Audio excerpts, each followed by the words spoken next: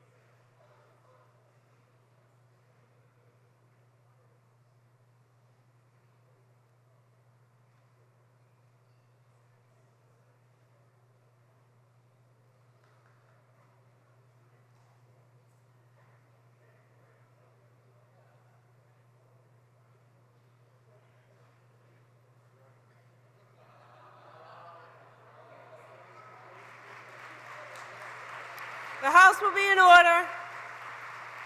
The Chair is pleased to recognize the Honorable Tory D. Jackson, President of the Maine Senate, and the Honorable Members of the Maine Senate.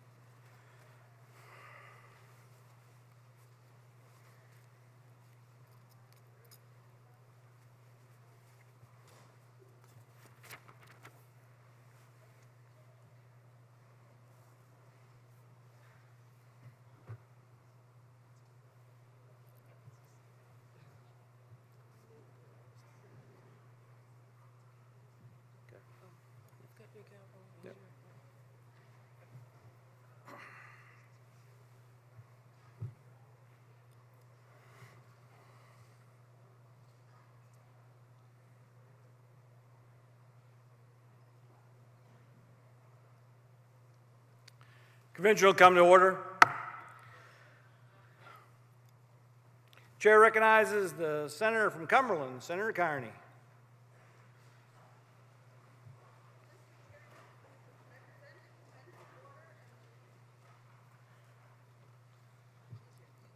Mr. Chairman, I present a convention order and move its passage. Senator from Cumberland, Senator Carney presents a convention order, moves its passage. Secretary, read the order. Ordered that a committee be appointed to wait upon the Honorable Associate Justices of the Supreme Judicial Court, the Chief Justice and Justices of the Maine Superior Court, the Chief Judge and Judges of the District Court, the Chief Judge of the District Court, and the federal judges, inviting them to attend the convention which was convened for the purpose of administering to the Honorable Janet Trafton Mills, Governor-elect, the oaths required by the Constitution to qualify her to enter upon the discharge of her official duties. It is the pleasure of the convention that this order receive passage. It's a vote. The chair will appoint the following: the Senator from Cumberland, Senator Carney; the Senator from York, Senator Bailey; Senator Penobscot, Senator Lyford; the Representative from Portland, Representative Moonen; the Representative from South Portland, Representative Galgay-Reckitt; the Representative from Cumberland, Representative Moriarty; the Representative from Biddeford, Representative Sheehan; the Representative from Auburn, Representative Lee; the Representative from Falmouth, Representative Kuhn; the Representative from Skowhegan, Representative Poirier; the Representative from Paris, Representative Andrews; the Representative from Handon, Representative Hagan; the Representative from Rumford, Representative Henderson; and the representatives from the Passamaquoddy tribe, Representative Dana. The chair would ask that the committee formed to discharge its duties. The Sergeant at Arms will escort the committee to discharge their duties.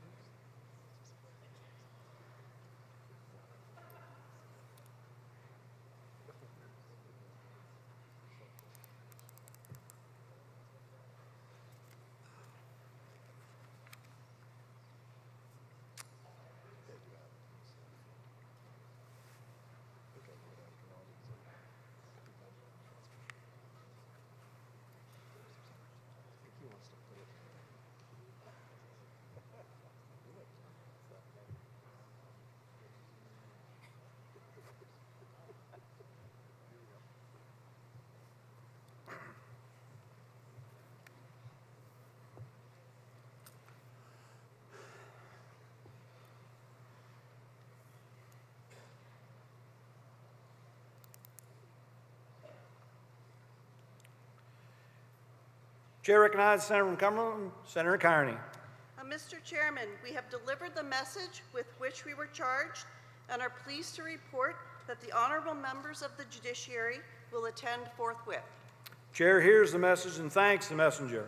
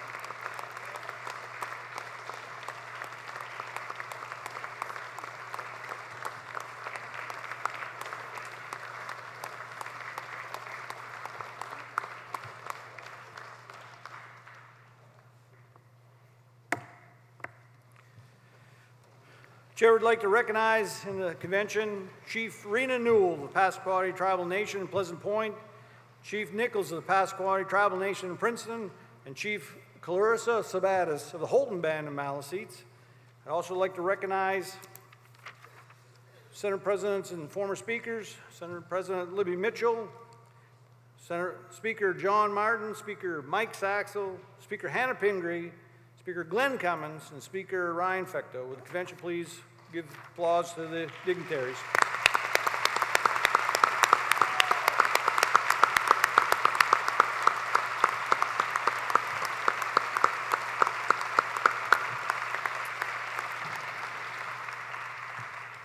Chair is pleased to welcome to the joint convention members of the clergy, Rabbi Erica Ash of Temple Beth El in Augusta, and Right Reverend Thomas James Brown, Bishop of the Episcopal Diocese of Maine.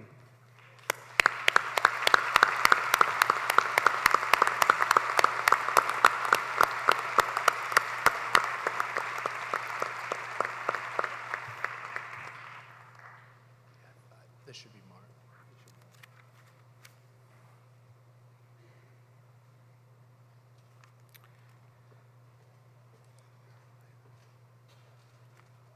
Chair is also pleased to recognize coming in members of the Governor's Cabinet.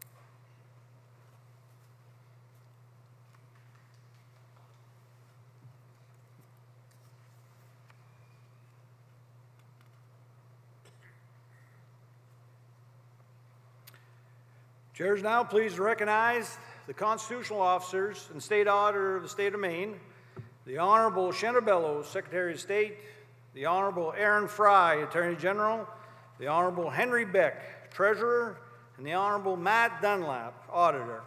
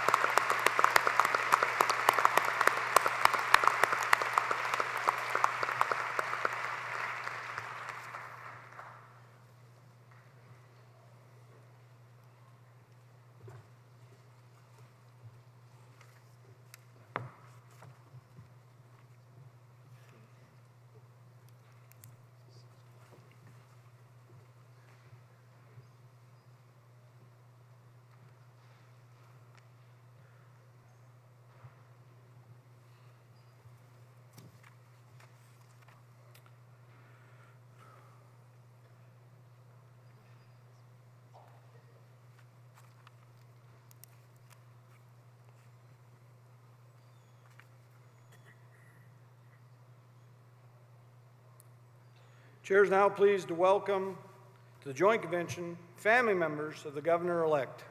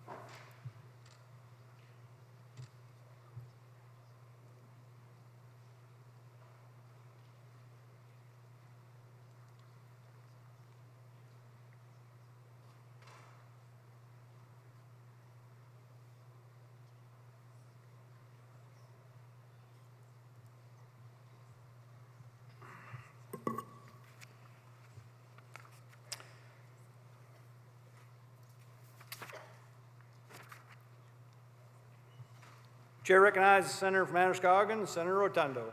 Mr. Chairman, I present a convention order and move its passage. The Senator from Androscoggin, Senator Rotundo, presents his convention order, moves its passage. The Secretary will read the order.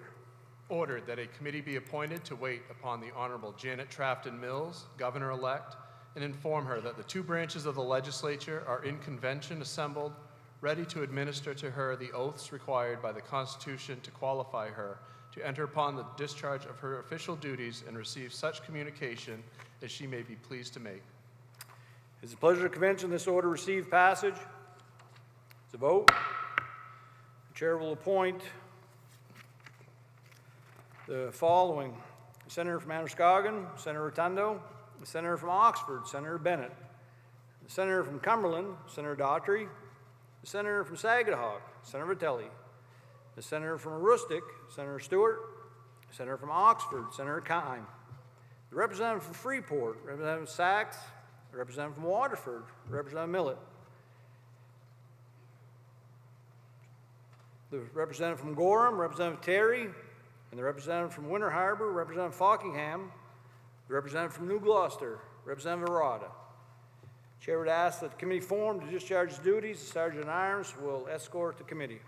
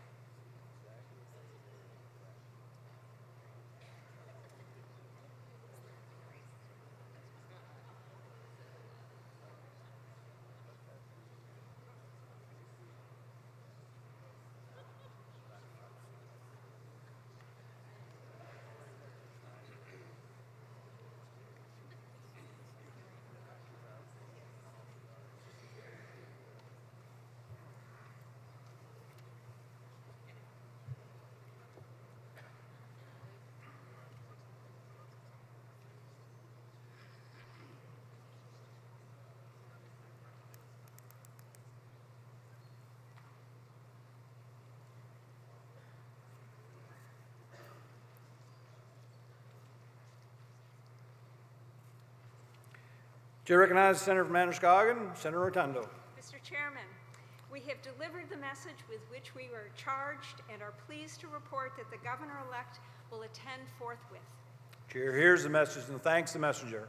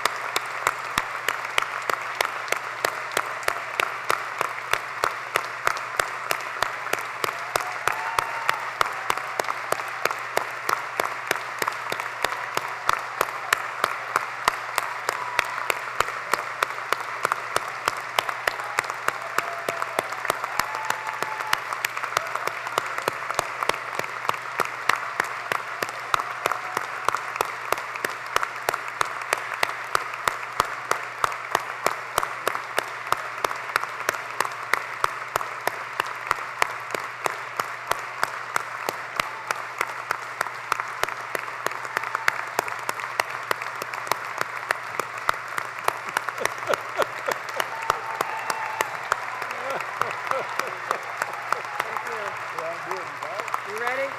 Yeah.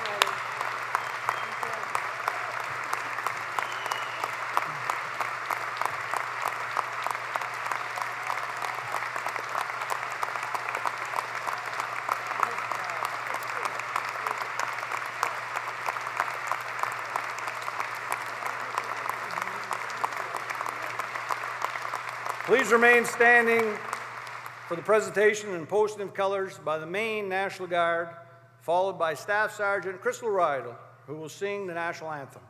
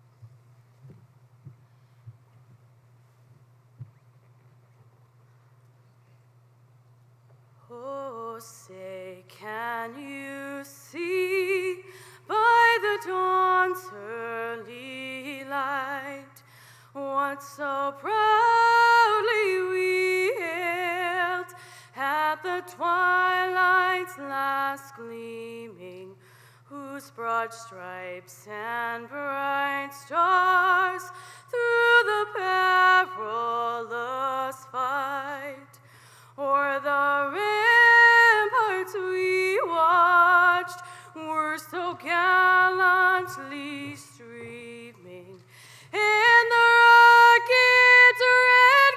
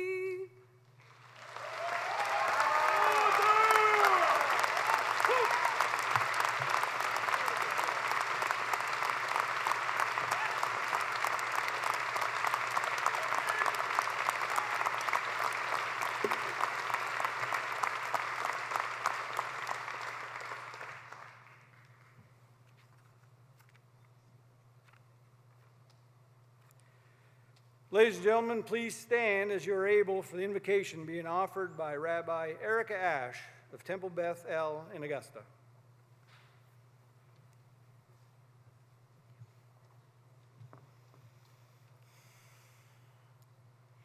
Hine ma tov u'ma naim shevet achim gam yachad. How good and how pleasant it is for us to be gathered together this evening. When we were last in this space 4 years ago, none of us could have imagined the challenges we would face individually and collectively. Over the last 4 years, we have been reminded that our actions impact the lives of others. We are all in the same boat.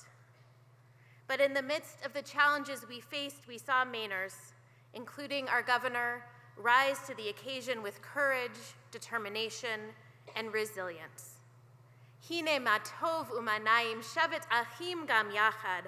How good and how pleasant it is, how miraculous for us to be together this evening here. Let us not take that gift for granted.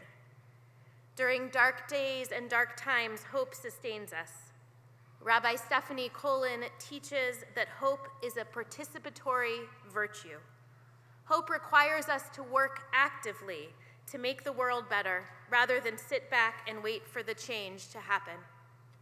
I pray in the Jewish tradition, Eloheinu v'Elohei imotenu v'avotenu, our God and God of our ancestors. May we work to create the Maine we wish to see.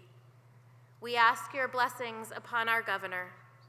May the one who blessed Shifra and Pua with the fortitude to keep working for what was right, even in bleak times, bless her with the resilience and perseverance as she leads us into the future.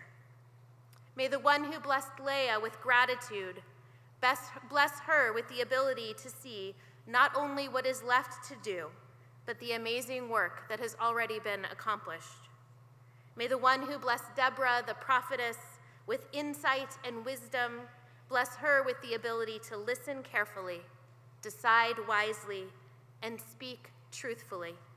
And may the one who blessed Hannah with hope for the future, bless her with a sense of hope and a spirit of joy in the years to come. We close with the words of the priestly blessing taken from the book of Numbers. May God make you like our ancient foremothers, as you have blessed us and our state through your work. Yevarechecha Adonai v'yishmerecha. May God bless you and protect you in the years to come. As you have honored us with your insightful leadership, Ya'er Adonai panav elecha v'yichuneka. May God deal compassionately and graciously with you. And as you have granted us peace of mind through your work over these last 4 years, Yisa Adonai panav elecha v'yasem lecha shalom. May God show you kindness and give you the greatest of all gifts, that of shalom, of peace and wholeness. Amen.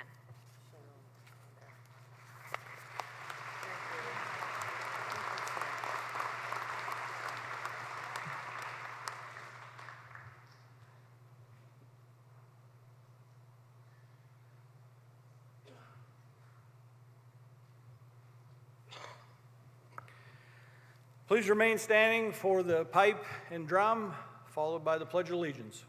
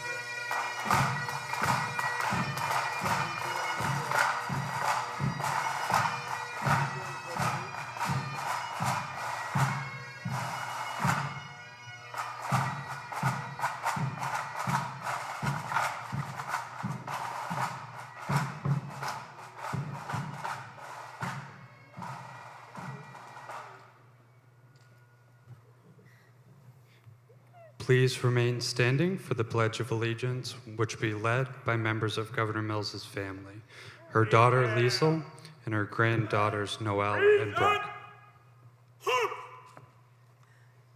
Ready? Hands in your hands. Ready? I pledge allegiance to the flag of the United States of America and to the republic for which it stands, one nation, under God, indivisible, with liberty and justice for all. Thank you.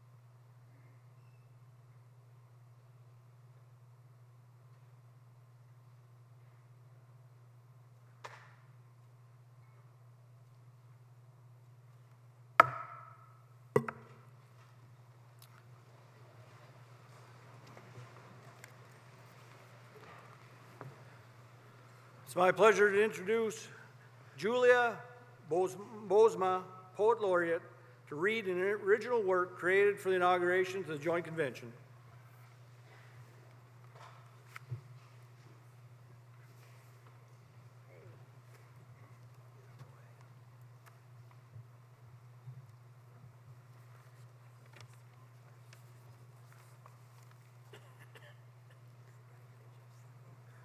Governor, this is a poem for Maine, for our land, for our people, and for our strength. This home we carry. What if home begins as simply as a bucket, with light flaming the trees toward morning, and a familiar rocking weight?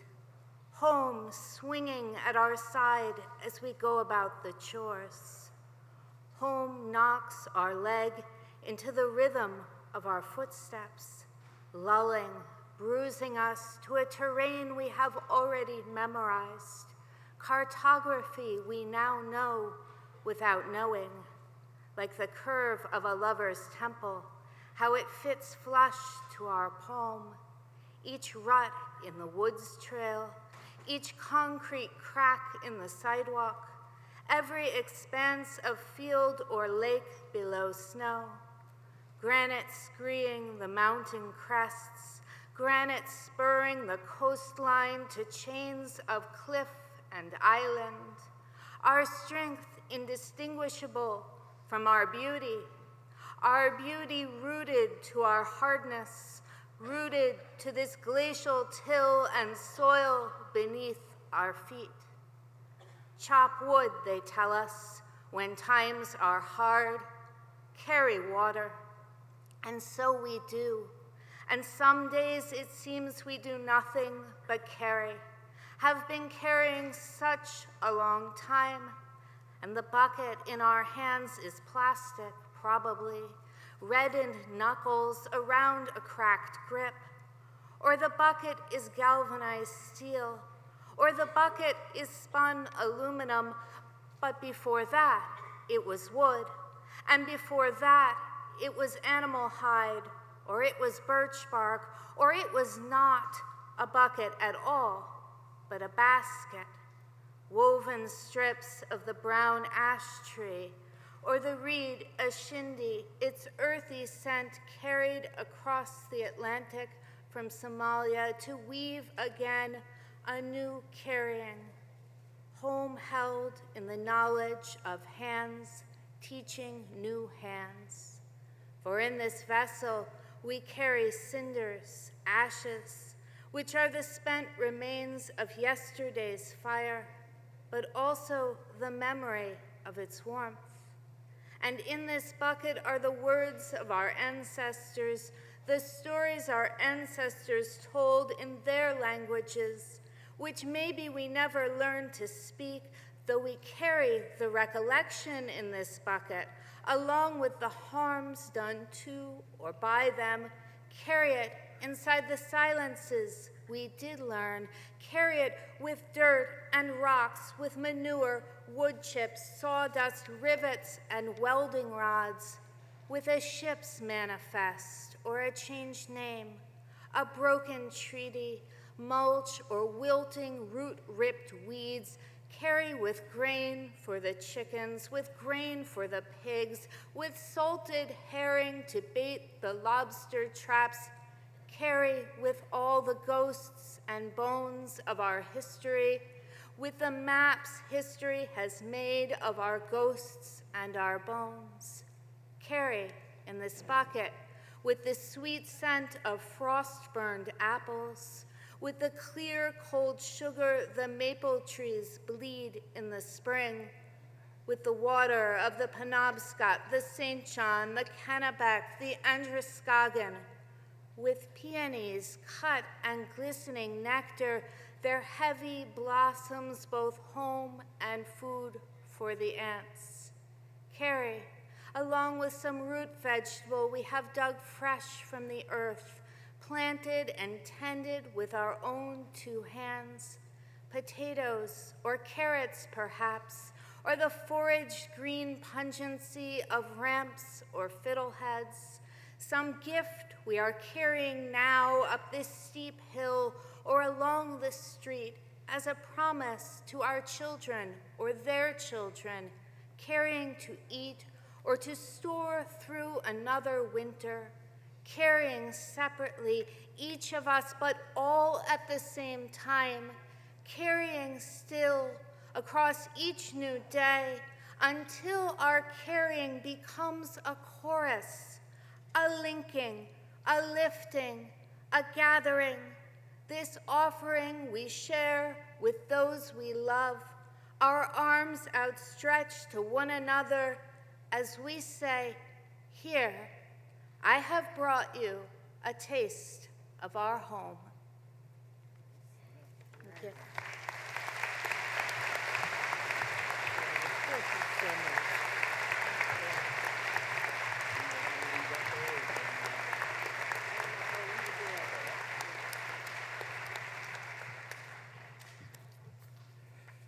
It's my pleasure to welcome PASA 2 Multinational Girls Chorus to perform for the Joint Convention.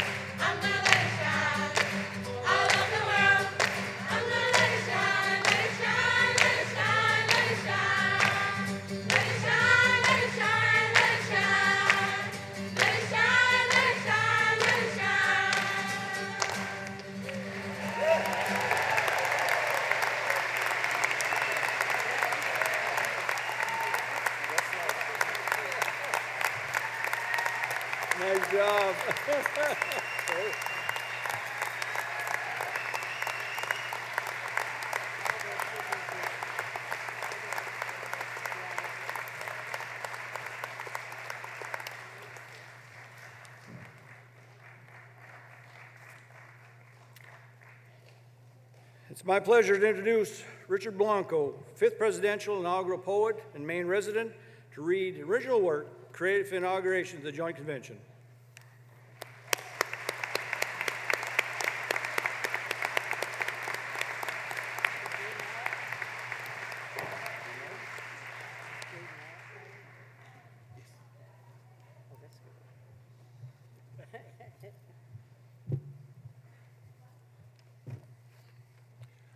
Good evening, everyone. It's a sincere pleasure and privilege to be with all of you tonight to celebrate Governor Mills 2.0.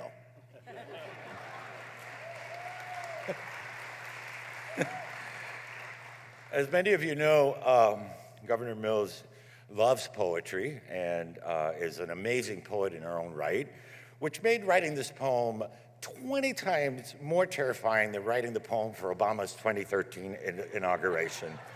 But on the other hand, he made me write 3 poems. Governor Mills only made me write 1, so we'll see.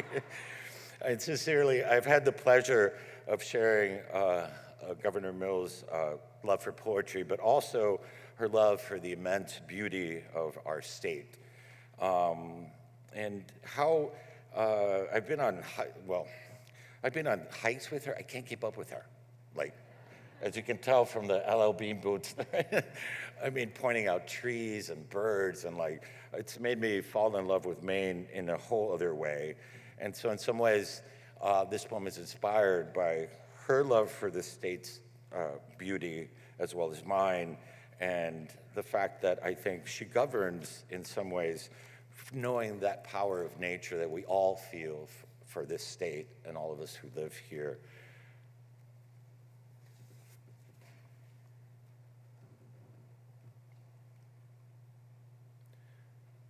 What governs us? The Congress of our mountains in which I trust, upholding eons of nature's unwritten laws enacted across my eyes every dawn. The counsel of our clouds that advise me on how to reshape myself, yet remain myself.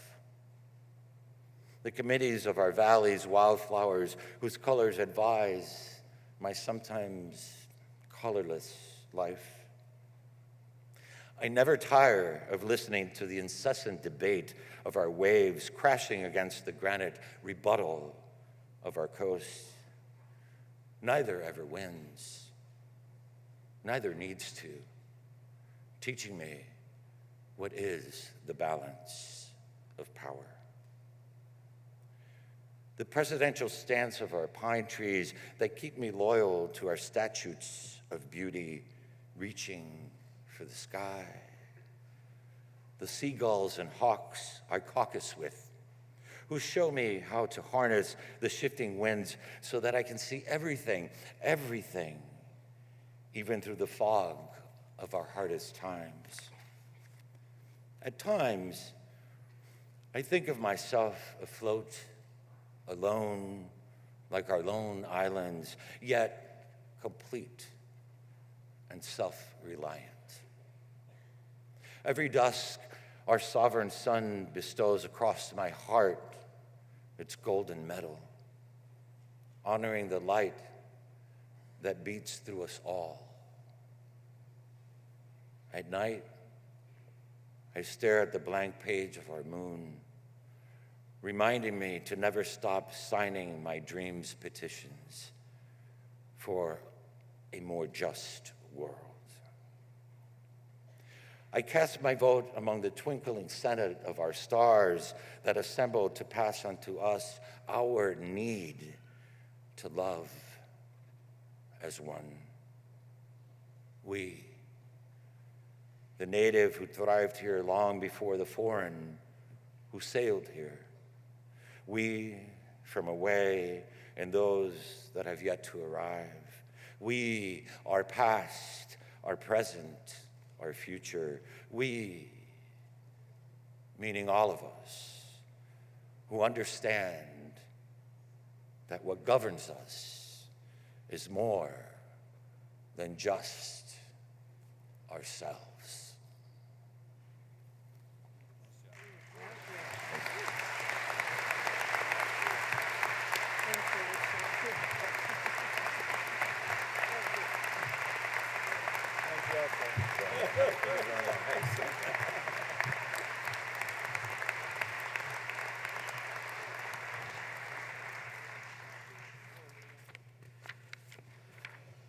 now my pleasure to welcome Dave Mallett to perform for the Joint Convention.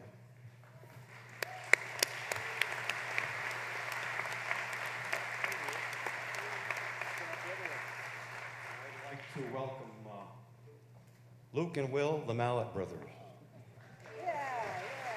It's a pleasure to be here.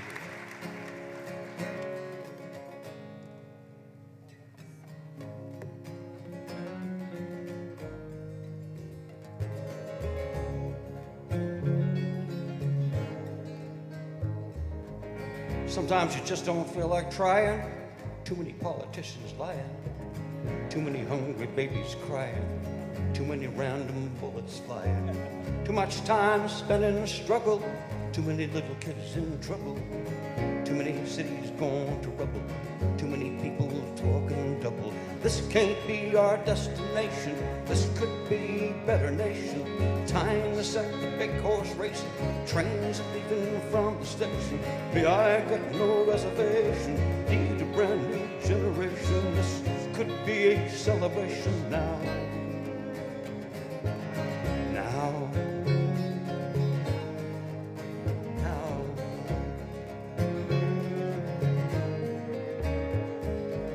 Situation's changing fast.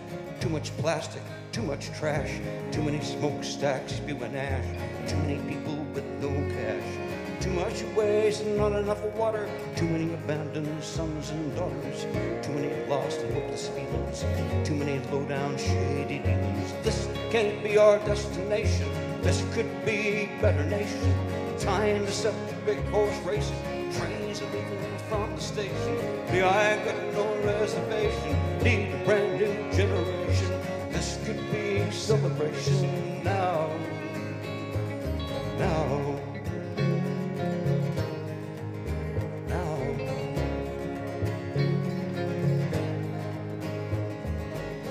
All this time I hear this roaring, pavement stealing iron ore, and people shouting, also showing that this side is the right side more and more. Seeing abandoned stores and floors, weary, tired, and poor all the time, folks. They're buried in the wine because they're all so poor. It's becoming natural the way we need the things without a reason. Feed the greed, the weeds grow from the roots. We're all running from the truth. Choose to fight instead and prove ourselves. Leave loving hope on the shelves. Divided vengeance, free to sell us anything. This can't be our destination. This could be a better nation. Time to set the big horse racing. Trains are leaving from the station. Yeah, I got no reservation. Need a brand new generation. This could be a celebration now. Now. Now.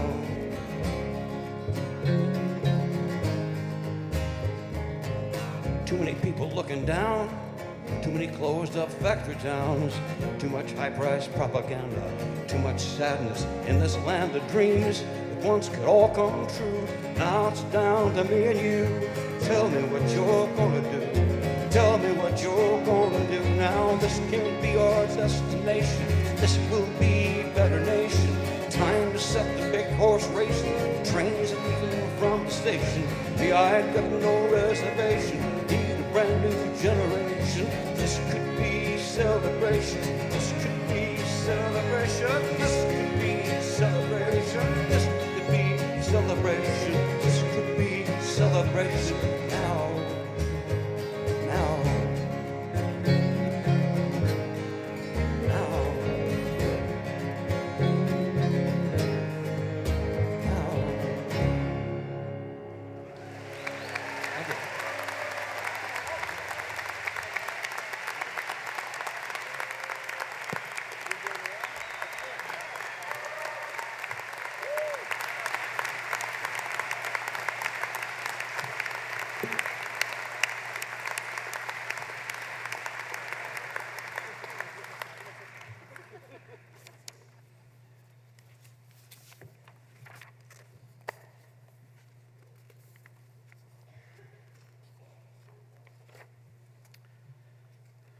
Will the governor please step forward?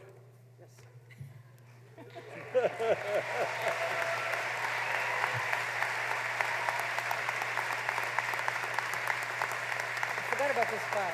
Yeah. Okay, ready? Where's the Bible coming? Okay.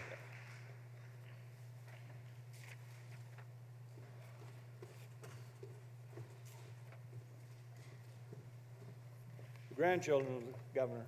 Well, Indies. Governor, please raise your right hand and repeat after me. I state your name. I, Janet Trafton Mills, Do swear do swear that I will support the Constitution of the United States and of this state, that I will support the Constitution of this state and the United States, or the United States. I will support the Constitution of the United States and of this state. Yes. we got to get this right. All right. I'm with you. So long as I shall continue a citizen thereof. So long as I shall continue a citizen thereof. So help me God. So help me God.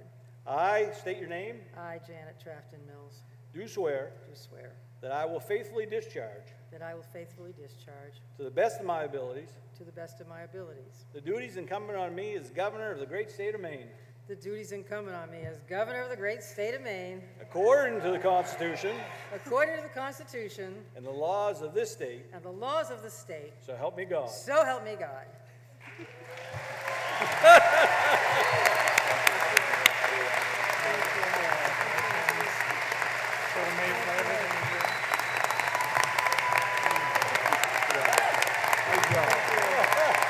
Get these Can you tell the guy to fix the teleprompters off? You take a moment, sign these, and I'll get that straight. All right.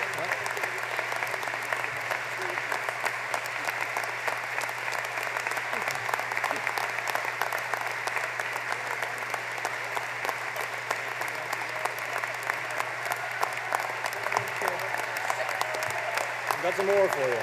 We need the time anyway. Here you go. I signed it twice. Yeah. We'll get the next one. All right. I'll sign anything for you. I signed a bill for you this afternoon, too. The Secretary of State, Shenna Bellows, will come forward and read the proclamation. It is my solemn duty, my distinct privilege, one of the great honors of my life, to present this proclamation, the words of the last 200 years, and governors sworn in over the last 200 years, given under my hand this 4th day of January in the year 2023 to the Joint Convention. The votes given on the 8th day of November last in the cities, towns, and plantations of the state of Maine for governor, the returns of which have been made to the office of Secretary of State, having been examined and counted by the legislature, which has declared that a plurality thereof was given to Janet Trafton Mills, that she is duly elected, and that she, having in the presence of the two branches of the legislature in convention assembled, taken and subscribed the oaths required by the Constitution to qualify her to discharge the duties of that office. I therefore declare and make known to all persons who are in the exercise of any public trust in this state, as well as all good citizens thereof, that Janet Trafton Mills is Governor and Commander-in-Chief of the state of Maine.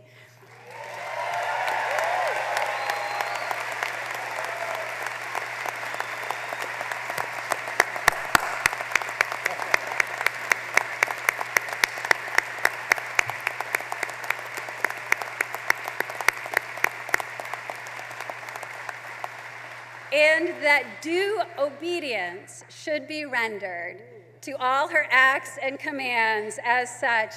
God save the great state of Maine.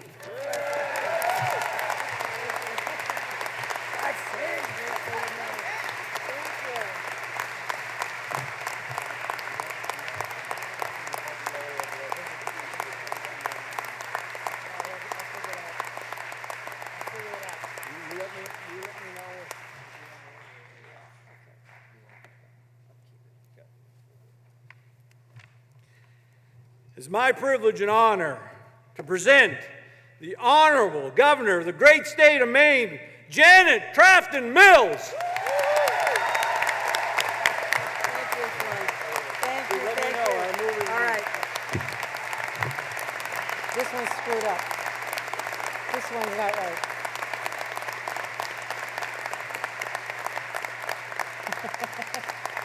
Towards you. Thank you. Thank you very much. Oh, please be seated. My goodness. Mr. President, Madam Secretary of State, Madam Speaker, Madam Chief Justice. I like the way this is going.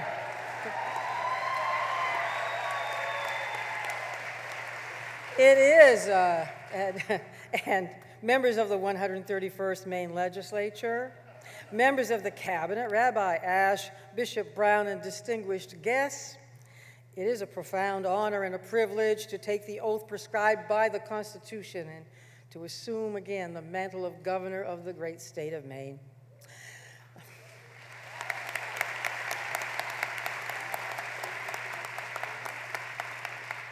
I am deeply humbled and by the trust the people of Maine have placed in me.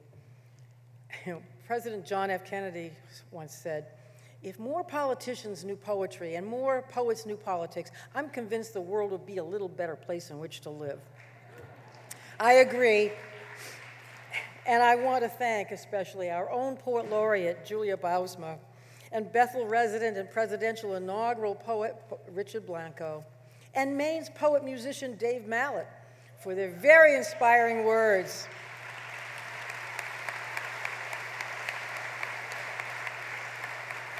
Thank you to the Franklin County Fiddlers and the Sockalexis Singers and the Pacintu Choir, Pacintu Multinational Girls Choir, and including my young friends Shai and Natasha, who graced the same stage with their presence 4 years ago. Welcome back. You're more beautiful than ever.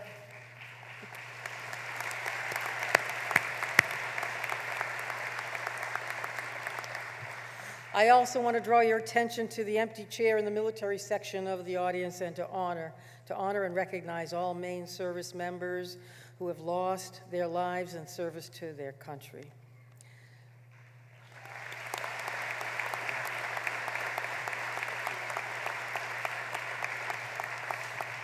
I would not be standing here today if it were not for my family as well, my brothers Peter, Paul, and David, my sister Dora, niece and nephew, my 5 daughters and 5 wonderful grandchildren, and my husband Stan, gone 8 years now, who rose every morning happily proclaiming, "The best is yet to come." Traversing this state many times over many months, I have learned more about the character of our people and the worth of our communities, what we give and what we take and what we offer to each other. I've toured clinics and hospitals, large and small, schools, warehouses, stores, diners, and boathouses, log yards, libraries, and factories, houses of worship of all faiths. And I can report from the Can-Am at America's First Mile to Maine's first town, the 370-year-old Kittery, from Friar's Brew Pub in Bucksport to Bang's Mussels in Portland, from Robbins Lumber in Searsmont to Louisiana Pacific in Holton, from Geiger Brothers in Lewiston to New Balance, Sappi, and Maine Grains in Somerset County, from the lakes and slopes of western Maine to the University of New England, Athena Health, Jackson and Bigelow Labs, the Furlan Center in Orono, and the Rue Institute in Portland. Great things are happening in the state of Maine.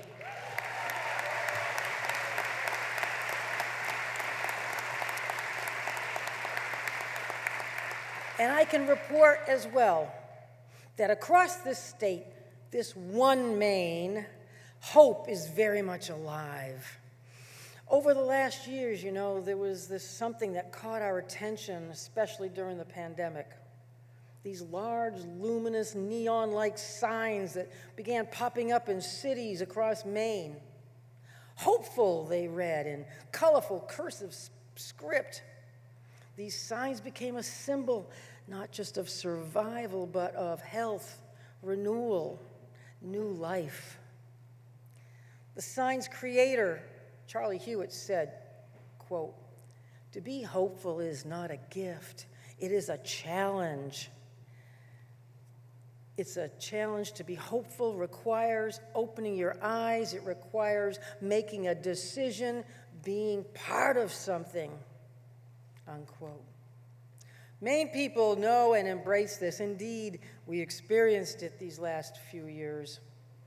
And tonight, like Charlie Hewitt's Art Deco signs, a flashback to previous decades, at this time, the James Webb Telescope is taking us back through time and into the bowels of celestial history like some magical mystery tour of the universe, drawing us both inward and outward through space and time, and unlocking mysteries of the past and foreshadowings of the future. So I can't help but wonder if our forebears a century ago had a Webb telescope to view the world down through time, what might they think of where we are today? Would they ever have imagined that the log drives would come to an end, that the narrow gauge railway would turn into a quiet footpath, that our granite quarries would be rendered obsolete by the invention of concrete? Could they have foreseen cell phones and flat-screen TVs and computers of any size with words that are written and then disappear on a virtual page as though they had never once become thought? Well, we do know one thing our forebears were thinking about.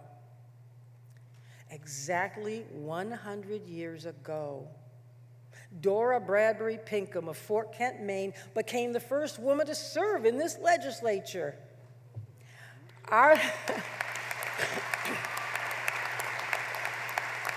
It was big news. Arthur G. Staples of the Lewiston Evening Journal wrote about it.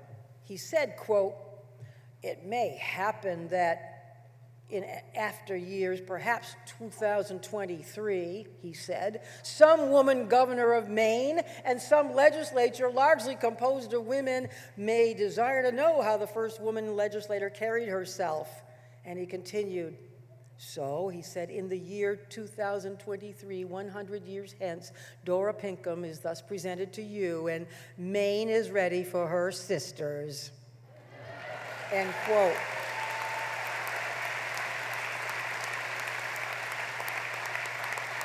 Well, Arthur Staples, here we are. I hope Dora Pinkham would be pleased to know that today, half of our congressional delegation are women, that a black woman from Portland is our Speaker of the House.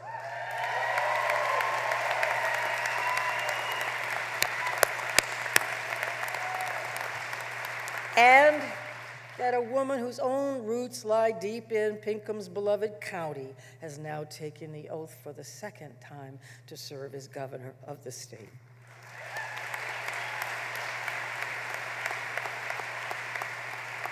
Today, a century after Dora Pinkham took the oath, our rivers no longer carry logs to sawmills.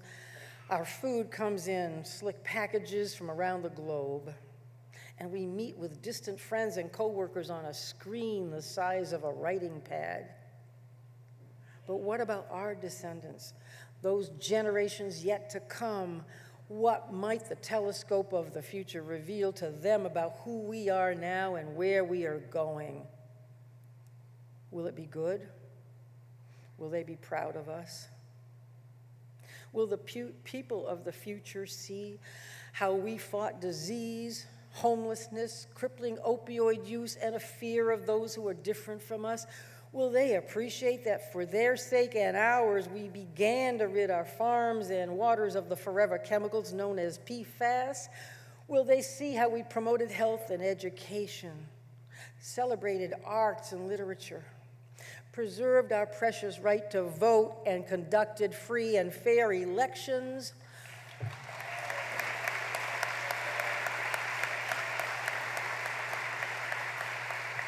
Will they see how we adapted and evolved during turbulent times, adjusted to technology and innovation? How we explored new sources of energy, electricity, new modes of communication and travel? I hope so. But perhaps they'll ask other questions, probing questions as well, like, what was that daylight savings thing all about? Who the heck was Elon Musk, and what on earth was Twitter? And what were all those tall gray structures that held something called an office? Maybe they'll also ask, what took them so long to shelter the unhoused? Why did it take years for them to build a house when we can 3D print a single home in an hour? Why, they may ask, did they wrap everything in packaging, material they could have reused, and why did they dump waste in the ocean and bury it in the earth? What were all those parking lots and those tarred roads crisscrossing the countryside, they will ask, and the gases emitted from structures and vehicles that clogged the air and warmed the planet and melted the ancient glaciers? Why, they will ask, did the scourge of a drug epidemic rob them of so many precious lives?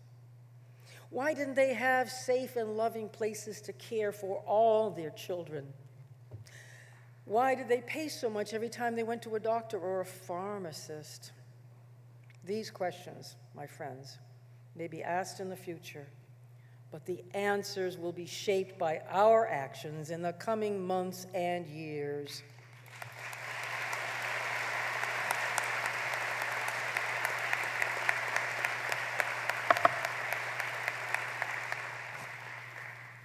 Four years ago, I stood before you and promised to work for a healthier, more vibrant, more welcoming state.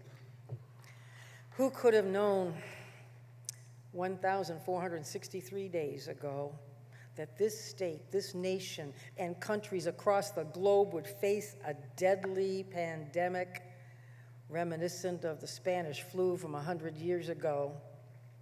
One that would threaten the safety of every community, business, family, and person. One that would challenge us to reinvent how we learn, work, play, travel, and communicate safely. A phenomenon that would test the very core of our character. It was during that time that I heard from thousands of you. Emails, cards, letters, notes from people sharing their thoughts and their fears, including ones from children, like 10-year-old Savannah, who wrote, quote, "Dear Governor Mills, I hope this COVID doesn't affect our hearts being isolated from one another," end quote. Well, Savannah, we learned that neither a worldwide pandemic nor any other thing will ever isolate our hearts from one another. For we are a caring people. We in Maine are family.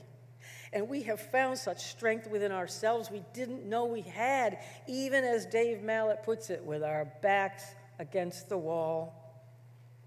And we have once now come through that horrific time better than nearly every other state in the nation.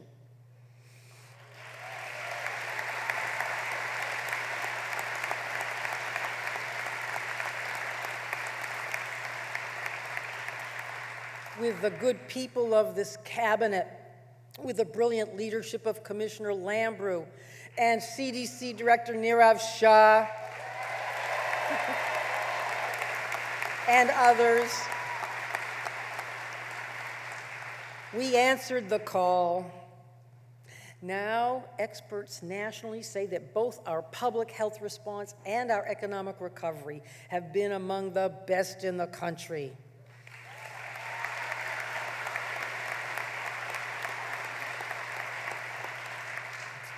Four years ago, I committed my new administration to taking us into the future, to welcoming new people to our state and welcoming back those who have left.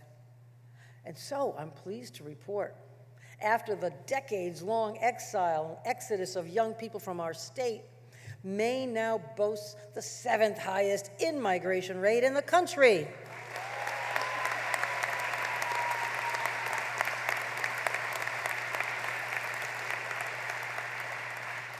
welcoming new people every day, and we continue to listen to the people of Maine. You said you wanted a government that paid teachers better, that funded public schools, schools where children would learn on full stomachs, and a government that made the dream of higher education attainable for more people. And so, we fully funded the state's share of public education for the first time in history.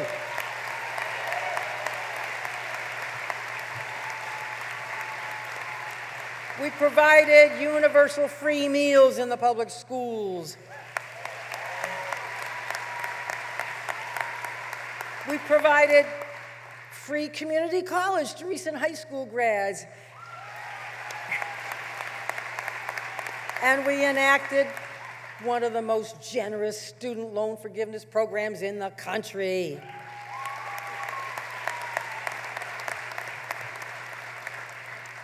You said you wanted health insurance for more people, so we expanded Maine Care to more than 100,000 people, as the voters told us to do.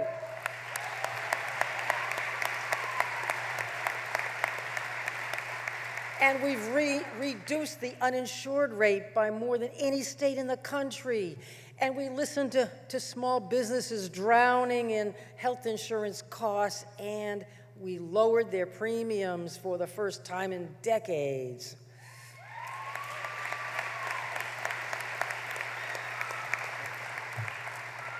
You asked us to pay attention to what UN scientists have called a red code for humanity.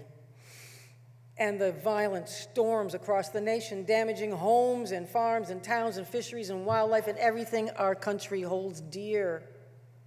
So, with renewable energy, weatherization, efficiency, alternative heating sources, and a focus on resiliency, we have put Maine on a path towards carbon neutrality with a plan to protect our precious farms, shorelands, and towns from the ravages of climate change.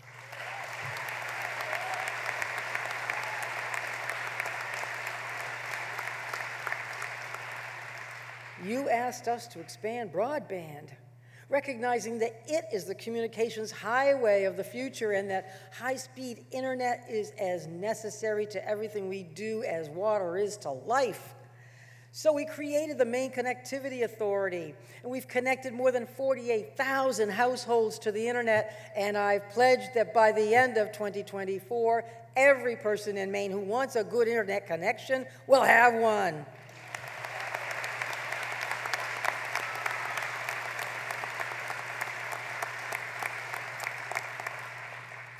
You asked us to begin to repair the divisions between the state and tribal nations. And so we enacted the highest water quality standards in the nation for rivers with sustenance fishing.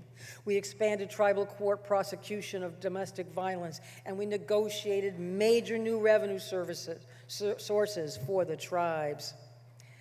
You urged us to protect reproductive health care against the threat, now real, that the Supreme Court would overturn Roe v. Wade, and we did so. We passed laws that discouraged protesters from blocking clinics, that required public and private insurance coverage for abortion services, and made those services available to women in rural as well as urban areas of the state.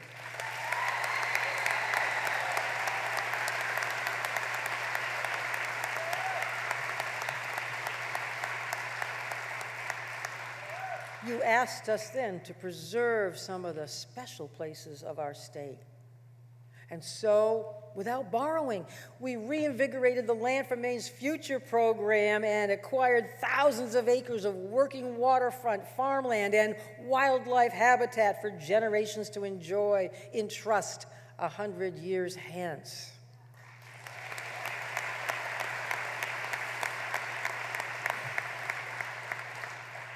You asked us to fight against federal rulings that threatened our iconic lobster industry, and we did, working with members of Congress, securing a regulatory pause, as well as funding for new research to protect both the right whale and the lobster industry.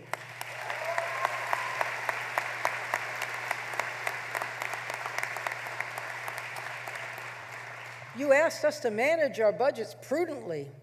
And so state government has lived within its means, and we have built up the rainy day fund to a record high to shelter us from the impacts of inflation and possible recession.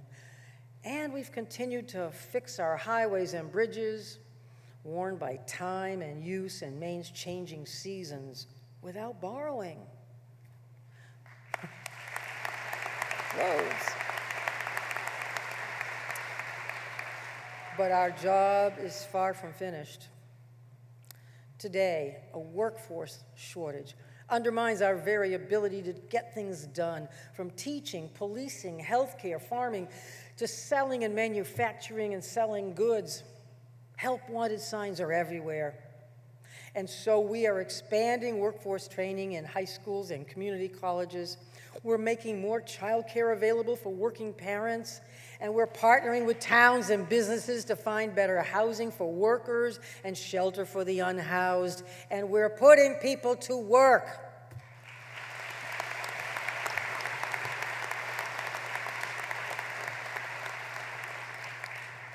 You're asking us to strengthen and diversify our economy, recognizing that we're too dependent on other states and nations and too vulnerable to the volatile winds of worldwide geopolitics.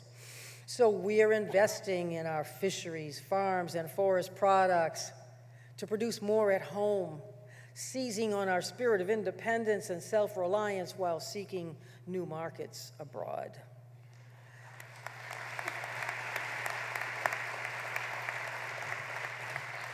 You're asking us to diversify our energy sources and loosen the stranglehold that fossil fuel companies have on the wallets of Maine families and businesses. So we are pursuing renewable sources of energy that will protect both our environment and your family's bottom line instead of big oil's profits.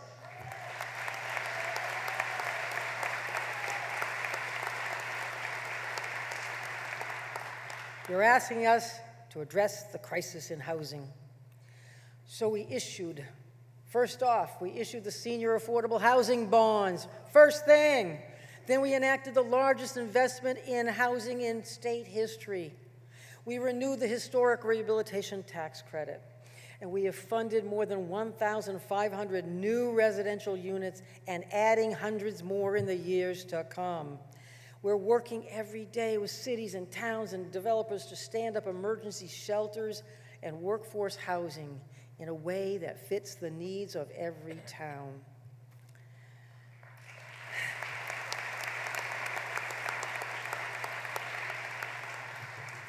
You're asking us to do our best to stop the ravages of opioid addiction and the waste of human life and human aspirations from drugs like fentanyl and methamphetamine.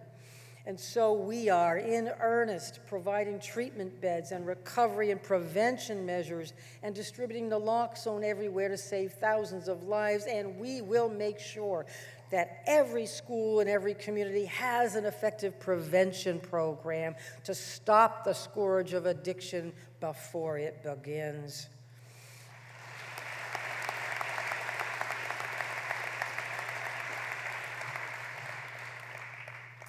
You're asking us to make sure that every child in Maine is safe, acknowledging that these same drugs that are killing adults are endangering children too.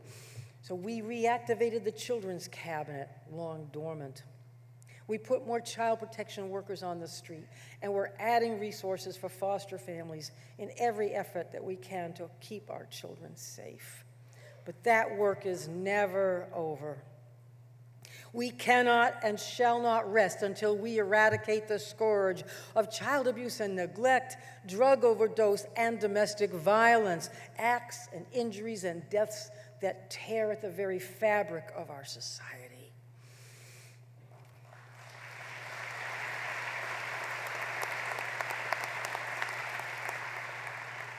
You're asking us as well to recognize that children's emotional health also suffered during the pandemic, and that hospital emergency rooms and jails are not the right places to treat someone in a mental health crisis.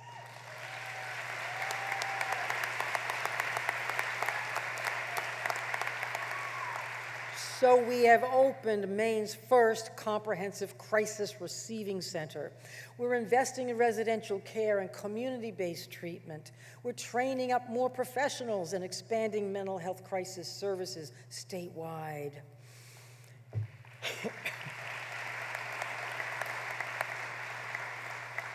Ladies and gentlemen, over the next 4 years, it will be our challenge to address these issues head-on, to continue the march of progress we began 4 years ago, and to be prepared for the challenges not yet known to us.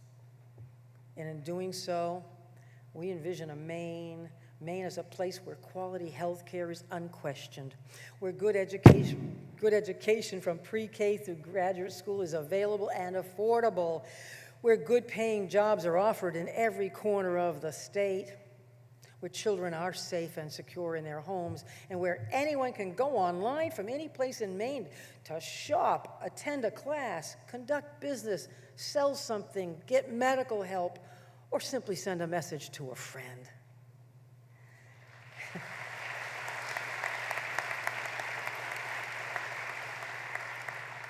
These are our goals, hopeful, but real. That hope is built of the hardiness of a people who endure long winters and muddy springs and hot summers and windy falls, people who endure and survive and thrive above it all. Hope is not an easy thing. It's not mere wishful thinking. It's not just trying to do what we did yesterday in the same old way. Hope is disruptive. It is, after all, a four-letter word. It challenges and changes the way we do things, and it calls on us to advance and adapt while preserving everything we are as a people and all the values we hold dear.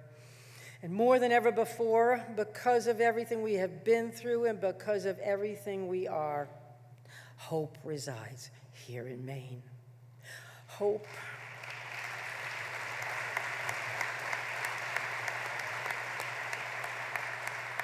Hope is manifest in the actions you took this very day, actions inspired perhaps by one of humanity's great spiritual guides who said 2,000 years ago, "For I was hungry and you gave me food. I was thirsty, you gave me drink. I was a stranger and you took me in, naked and you clothed me." For your actions today in housing, heating, and helping those in need, the people of Maine are deeply grateful. You, the Maine legislature, have provided hope.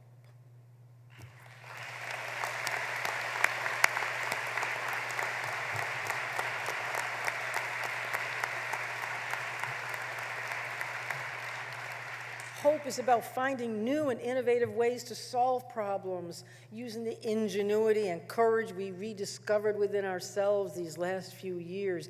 And I see hope all across the state today.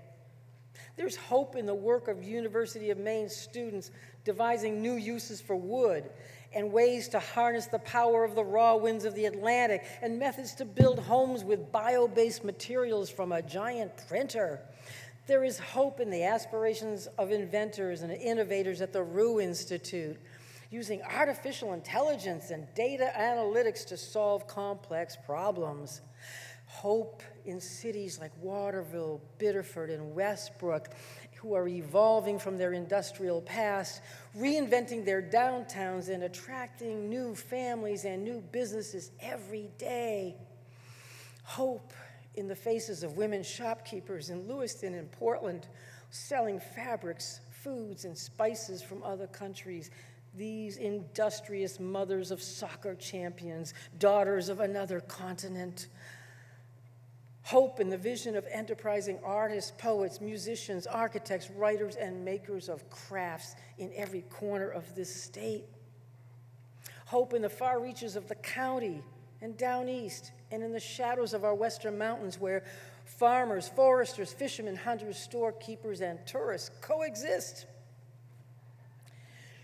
And there is hope as well, in the eyes of those who have forded raging rivers, thick forests, steep mountains, and rough seas to seek refuge here in our country, refuge and work in our country and in our state.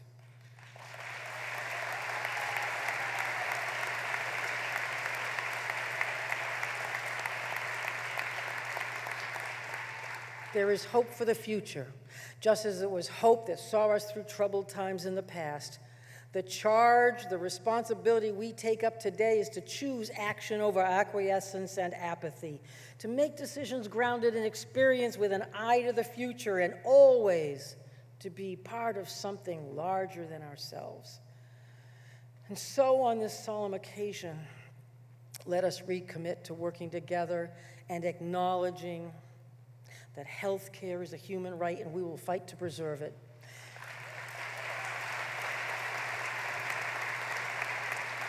That education is essential and we will provide it. That climate change is real and we will combat it. And that a decent home is essential and we will build it.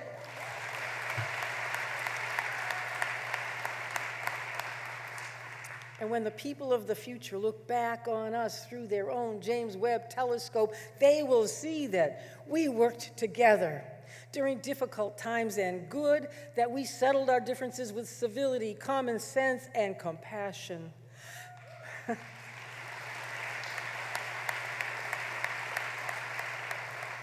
That we took care of one another, that we protected the air, water, and land around us and built a state that survived and thrived long into the future. And perhaps, too, they will see some things I believe will never change. The way the surf of the mighty Atlantic pounds the granite shores of our state. The way Katahdin rises up in all its majesty in the western sky. The way the Basilica in Lewiston inspires the people of the mighty Androscoggin. The way so many institutions of higher learning enrich and grace our towns and cities across the state. And the way Moxie tickles the throat as it goes down. And the way the wild blueberry finds a place in every tasty meal. 100 years from now, people not yet born will turn a telescope back in time and find in the Maine of the 2020s, a place where government did everything it could to save the lives and livelihoods of its people, took nothing for granted, but invested wisely to make Maine a clean, healthy, and welcoming place where success is attainable. And they will remember one sign, one word that guided our path, our actions, and our dreams. Hopeful. It is the highest privilege of my life to serve as your governor during hard times and good, stormy seas and calmer waters as we weather the best and the worst of times together, tackling extraordinary problems through extraordinary times alongside you, the extraordinary people of Maine. It is an honor to lead a people where everything good is possible and where we believe always deep in our hearts the best is yet to come. Thank you.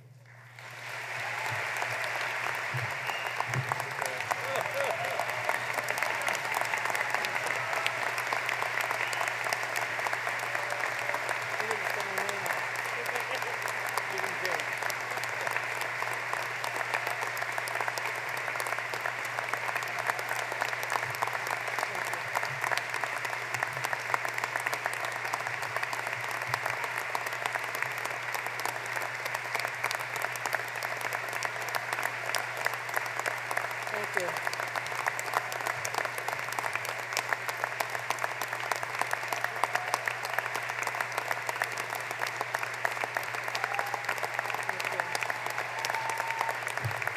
Thank you.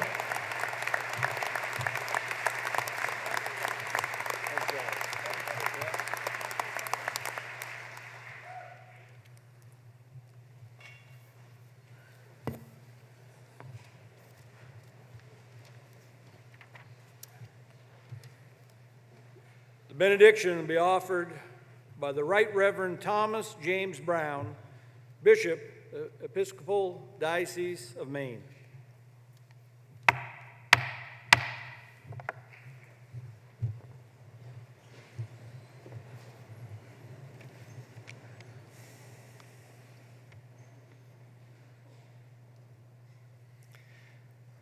Holy God, whom we call by many names, we give you thanks for the people of Maine who come together today with the strongest sense of hope for the future that you desire to give us. Pour out the abundance of your blessing upon Janet, our governor. Sustain her and her family with joy and refreshment, which is essential to lead effectively. Fill her with gratitude for all the blessings of life, as well as for those disappointments which lead her to rely on you alone. Stir up in Janet deep trust in your grace for calling her to a second term, and strengthen her with an unending assurance that you have already given her everything she needs to fulfill the duties of this office. May those who oppose her bless her when she is fair.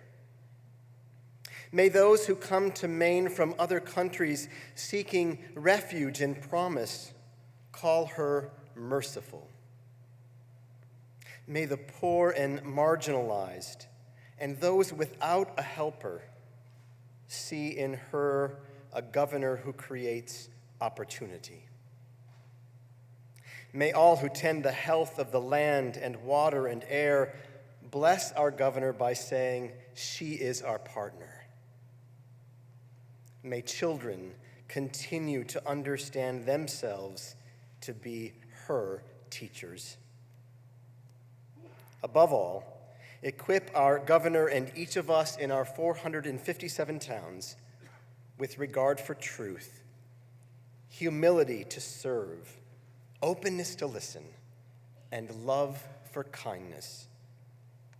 For these personify Dirigo, and therein rests our hope. And the people of God said, Amen.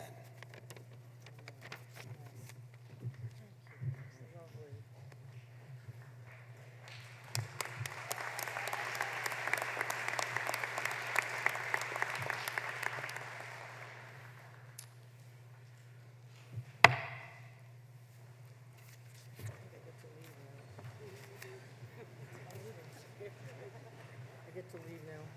Soon. Soon? Yeah. Not yet.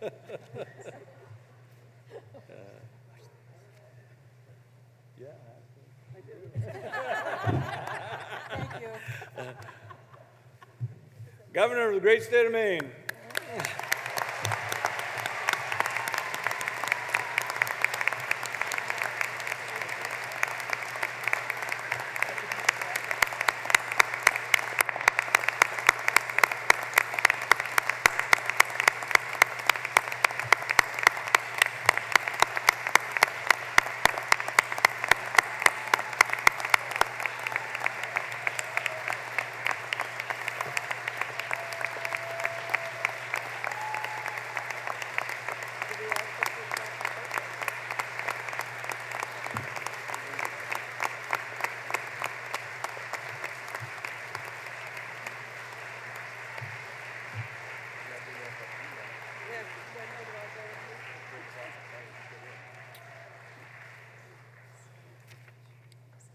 The purpose for which this convention was assembled having been accomplished, I now declare the same dissolved.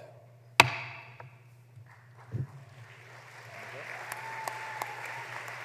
that yours?